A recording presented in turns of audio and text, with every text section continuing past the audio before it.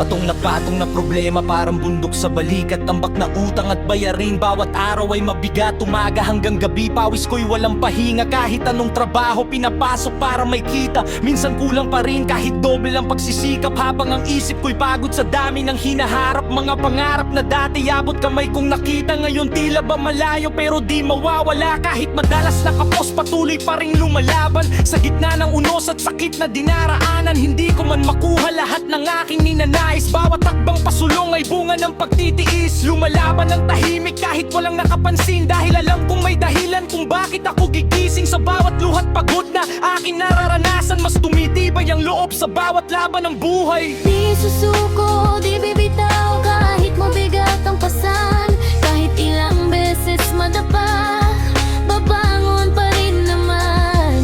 Anak at asawa ko ang ilaw sa aking daan. Sa lalaylan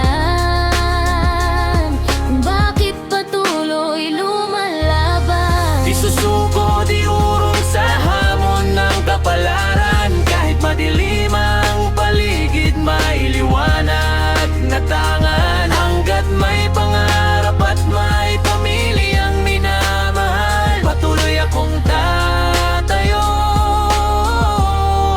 patuloy na lalaban. Madalas walang tulog para lang may maihain. Sariling pangangailangan ko'y kayang tiisin. Mas mahalaga sa akin ang ngiti nilang dalawa. Kaya bawat pagod ko'y may saysay at gantimpala. May mga gabing tahimik pero isip ay magulo. Paano babayaran lahat ng nakaabang na singil ko? Ngunit sa bawat yakap ng anak kong musmos, nawawala ang bigat ng problemang bumabalot. Asawa kong kasama sa bawat unos ng buhay. Kahit kapos sa pera ay di kailanman bumitaw. Magkahawak ang kamay habang hinaharap ang bukas. Kahit mabato ang daan ay sabay naming nilalakad. Hindi man marangya ang aming pamumuhay ngayon, may pagmamahalan namang nagsisilbing baon. At sa bawat pagsubok na gustong sumira sa amin, mas lalo lamang kaming nagiging matatag sa hangin.